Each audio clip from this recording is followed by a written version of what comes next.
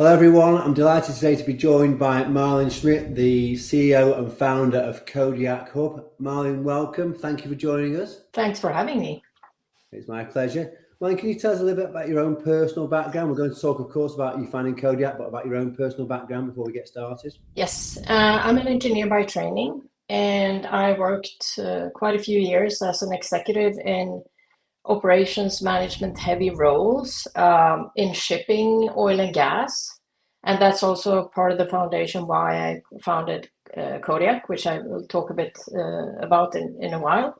And then this is actually my second SaaS venture. So I'm really fascinated by the tech sector, but also software as a service as a way to democratize tech development, because you're actually distributing the cost of developing an excellent tool across your customers. So this is my second SaaS venture. I sold off the first one and I founded Kodiak in 2016.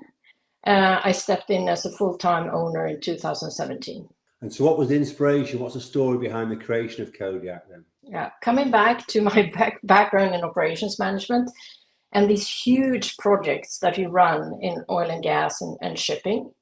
And I was always struck by the fact how vulnerable the whole project was against any inconsistencies or adversity in the supply chain. It could basically destroy a whole project timeline if you didn't have the right suppliers. That was one aspect. The other one is that I've always been interested in sustainability, and I was always struck by the fact that if you only stare at the cheapest price, somebody else will have to pick up the tab, right? And so how can we change global supply chain at scale so that it has a positive impact on people and planet? So that was really my sort of drivers from the beginning. Another aspect is, of course, I've been exposed many years to really poor enterprise technology. You know, I was always struck by the fact that when I went running in the morning, that I had a better, app and access to data than when I stepped into the office. So it took years to implement a new platform or a new system. By the time it was implemented, it was legacy, and it was always connected to hefty consultancy fees. So I really wanted to change that as well. And then coming back to this, how do we change global supply chains? Who's the most powerful person in the global supply chain? Who calls the shots? It's the strategic buyer, okay? So how can we enable them to have access to much richer data than just the price quotation when they choose how to place the billions of dollars that they're buying from, And how can we enable them to reward responsible and resilient suppliers? Because that's going to ensure business continuity for themselves, the strategic buyer and their business. But it's also going to ensure that we're not building, our wealth on the shoulders on other people on the other side of the world. How can we ensure that decent salaries are paid, or that you focus on reducing climate impact? Only by enabling the strategic buyer to have access to the correct data and insight, and that they collaborate with suppliers over time. Hence why we are a supplier relationship management platform. That's amazing, because really you've just outlined things which now we talk about every day in our business lives in the world of procurement supply chain. Yet 7-8 years ago when you created Kodiak, I'm not saying no one else was talking about these things, but really, you've been quite innovative there in the sense that you've seen that opportunity, you've seen the importance of those various factors you just mentioned, and obviously you've created a business to address those particular problems, and people are still doing that now. So for you to have done that all that time ago, I think is a real positive from your perspective, and something which I'm sure you were very proud of. So you've already touched it, but can we talk about some specific examples of where some of your long-standing customers have really seen some value? Are there any particular examples you talked about some of the value in supplier visibility, supplier relationship management, or sustainability? Yeah, I thank you for recognizing that we were early. I was always adamant. There were so many people telling me you should focus only on sustainability or only on risk. But I always wanted to be a business critical tool, and a strategic buyer is not there to check compliance, right? the strategic buyer is not there to monitor risk. Risk monitoring and compliance adherence checks are really an enabler for the strategic buyer to find the best quality for the best price of this thing that you need to ensure that it's been sustainably produced. Okay, so that's sort of the core value. We look at the quality of what's being bought, the price or the total cost of ownership, and last but not least, to ensure it's been sustainably produced. So, integrating risk and compliance and sustainability as enabler to drive top line value. That's really what we do. If you break it down a bit, the operational value is really that you save lots of time and resources by not having to run around to look at data sources, but also to make sure that a lot of the admin tasks that's connected to the category manager or lead buyer's work are automated as far as possible. So that's the operational value drivers. The tactical value drivers is that when the lead buyer is going into negotiation, he or she is much better equipped to negotiate from a much broader perspective. Okay, it's not only about price, it's the cost, the total cost. But it's also enabling the lead buyer or a category manager to drive improvement projects, to improve quality or lead time together with the supplier on the platform, where you can show concrete results on the key performance indicators that the strategic buyer has to deliver on, together, for instance, with supplier quality.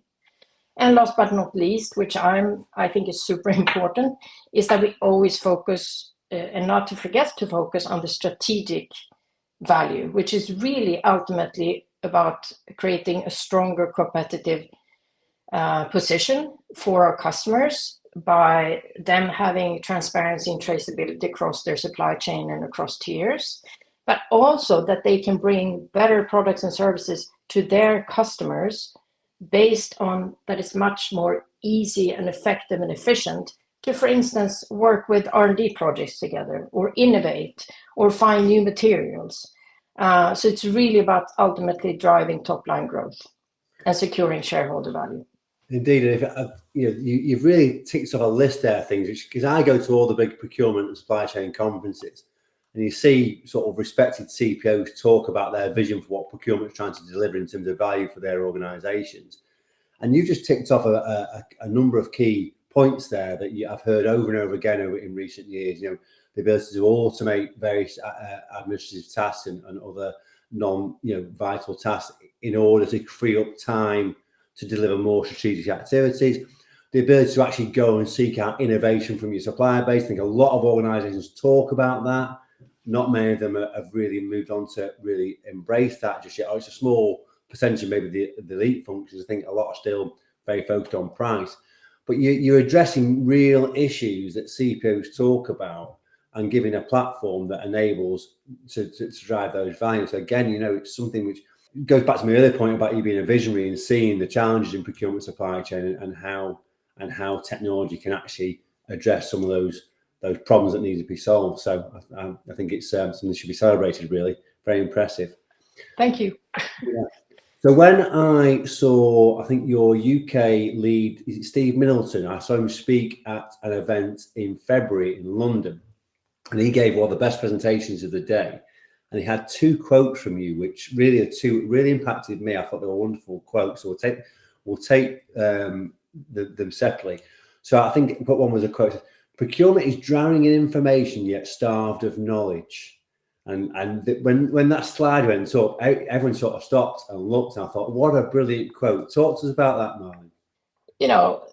Data is just getting cheaper and cheaper and more accessible. We also have a number of actors out there that are, consolidating within certain sort of very vertical around sustainability or risk or so forth. And that's all well and good, but the real art is sense making, right? So sense making of curated robust data, that's what we do in Kodiak Hub, and to drastically lower the decision-making cost. That's what we're aiming to do. And one thing is to not having to run around and use different data sources, but the other thing is that to really weed out the most important stuff and then create actionable insights. And that is, of course, even easier now with the help of AI. So that's where we focus our efforts right now. How can we speed up that process? We were good already before, but now when we add AI into the mix, then of course we can make this quicker and easier. But again, coming back, the data has to be there as well. And we already from day one, we have focused on collecting every single supplier touch point. So even when you visit a factory for a supplier audit, you collect data. That's usually, that has been lost, in PDF or a report or minutes of meetings. That data is super valuable to indicate, will the supplier be able to deliver in the future? So performance predictability. So we are really good at capturing data that's normally lost and utilizing that to deliver actionable insights. That's really interesting from my perspective, because one of the things I get asked to speak about at events is the sort of digital skill set, if you will. So as a recruiter, people say to us, well, what skills are people hiring for now in procurement roles? How is the procurement skill set changing? And I first got asked to speak on that in 2018. And I'm actually doing some formal research into it right now to decide to actually interview a number of CPOs to get their thoughts on where we're going, because so many now are having to do something on digitization. Of course, Gen AI's really put the pressure on people to do something. And so a lot of people asking me, well, what's everyone else doing to train their people? And this is the point you make there about the data you're bringing into the process, the information you're giving to the procurement professional. I think there is now a big emphasis on procurement professionals, whether it be trained and coached by their organizations or to take responsibility for their own personal development, to really start to develop their own digital literacy, their own technological proficiency in key areas like the use of AI, the interpretation of data, critical thinking and reasoning around how you interpret that data, how you use that data. So I think things like your platform are going to be a catalyst for the procurement professional to upskill themselves to use these tools more effectively. Have you seen any of that in your customers yet?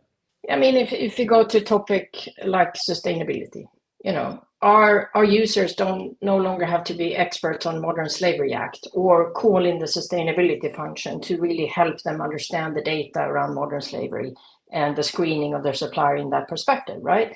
So, and then if that data is then paired with other types of data sets. So if you have a supplier with really poor financial rating and really poor quality performance, that's a really, really bad combination, right? So that's, pairing data sets and then, okay, what does this lead to in terms of what kind of action do we need to, maybe we need to change the supplier, right? Because they're never going to get out and deliver better quality because they're in such poor financial state. Or if a supplier has really poor governance within business ethics and they're in an area of the world that are really exposed to poor business ethical or high business ethical risks, that's also really poor combination. But to have somebody to sit there and eye this data, the insights should be generated based on triangulating data and provided to the strategic buyer. And so this other quote that Steve had in his presentation in February was, procurement is facing a tsunami of legislation. And before I ask you about that, one of the reasons why this really resonated with me was I was at another event in Barcelona with Jagger last October or November of last year. And they had one of their customers on the stage. And in their presentation, they had a slide with all the legislation, ESG, etc., that they were having to deal with.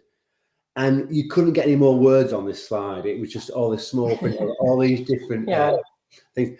And it made me realize that, that is a full-time job in itself for probably several people for a big organization to manage that sort of compliance and understanding all the impacts of legislation. Of course, there's more legislation coming, of course. So, how does Kodiak help its customers with that particular challenge? I think we have to remember, because it's so easy to feel overburdened, but why are these legislations in place? It's ultimately to protect the consumer, ultimately, right? Yeah. So we don't want the consumer to be poisoned or have gloves where they get some kind of strange things on their hands, or, product safety. But it's also to protect people further down in the supply chain, people on the factory floor somewhere working away. So as a sort of a baseline, it's a good thing. What it means for companies is that they suddenly have to understand much more about the origin of something and the content of something. And if you can, just see the amount of different components that a large industrial manufacturer has to keep track of, poses a huge data challenge. It's billions of data points. So Excel will no longer cut it, right? They're facing a completely new data challenge. Again, coming back, why do you need platforms like ours? Because we handle 3 sets of main data points: the supplier information, the product and component information, and the contract information, right? So you need to view your supplier relationship from all those 3 perspectives, where product and component data and, visualizing, measuring the various aspects of the component, for instance, the climate footprint, becomes more and more important in this legislative tsunami. So that's really how we view it. We brought in the product perspective quite early, I would say, compared to many others. So again, we were in the forefront of understanding that something was going to happen in the market. That's one thing, okay? To report and be able to be transparent and have traceability. The other aspect is, of course, what do you want to do with this data in the long run? You want to reduce the climate footprint. You want to change into components that are using less, dangerous chemicals in it. Not only adhering to REACH legislation, but continuously work together with the supplier to, again, reduce climate footprint, reduce the environmental impact. And that is also what we do for our customers, that collaboration piece where you can actually show measurable, results and improvements over time, which I think is downplayed as an aspect of all these legislations. It's not only about reporting. Reporting doesn't change anything, It's about enabling improvement and, step by step improving global supply chains for the better. That's, a perspective that we don't hear enough, really, Malin. I mean, people talk about the challenge of having to deal with it as opposed to the benefits of how you approach it and what can be achieved as a result. So I think that's something which a lot of people perhaps haven't thought about it that way, but that's excellent and very interesting indeed. Thank you. So you've already outlined how you've got this very innovative platform that, as we've discussed, is really solving a lot of problems for procurement professionals that really are at the top of CPO's agendas. I would like to ask you what's next for the Kodiak platform. Is it getting better at what you already do? Is it new capabilities? You mentioned AI is coming as well. Perhaps you can give us a bit of a vision for what's next for you. So we always look at when we're about to take a product development decision. It's always about prioritization because you don't have endless resources. So we always evaluate the feature excellence and the scope. How large of a scope we cover in terms of the product and platform value across the procurement processes. So that's one thing that we always evaluate, where should we invest continuously. But of course, it's like with the rest of the ProcureTech space, we're applying AI. And again, coming back to the importance of remembering the end game. So why are we applying AI? Yeah, we want to improve efficiency across the board. We want to boost productivity, and we want to prevent errors and risks from happening. So that's really where we have our focus right now. Excellent, very interesting. Okay, so I noticed you were the sponsors again at DPW in Amsterdam in October. You were there last year. I think you were there the year before, weren't you, as well? So you'll be there this year and showcasing some of that, I expect? Yes, of course. We have a very strong foothold in Europe. So if where are we going next in terms of geography and markets? We are now looking west, but DPW is, it's such an interesting place to be. But they're also going west right now. So, let's see what's happening in the next year. Indeed. It's always, I guess, eyes always turn to the big American market, of course. They have them for Matthias, they have them for us, and obviously for a lot of European-based software firms as well. So exciting growth potential there, really. So just in terms of how people contact you and your colleagues, obviously the website is kodiakhub.com from memory, is it? Yes. Right, yeah, kodiakhub.com. Of course, get you on LinkedIn, and you've got a pretty substantial sales team. And Sam, the CRO. So those are the best ways to get in touch if people want to find out more about what Kodiak can do for their business. Yes, go to the website. It's really easy to book a demo. I'm always available. Add me on LinkedIn and shoot me a message. Well, I hope you found that as insightful as I have. I really enjoyed speaking to Malin. Thank you so much for all those insights. It's been excellent to hear it. And I will see you in Amsterdam, I'm sure, at DPW. I'm really looking forward to that. But thanks again. And yeah, please do get in touch if you want to find out more about Malin's business. Or, of course, you know, he's get me if you want to talk about that skills equation, digital procurement as well. Thank you. Thank you for this conversation. It was a pleasure. My pleasure, Malin. Thank you very much.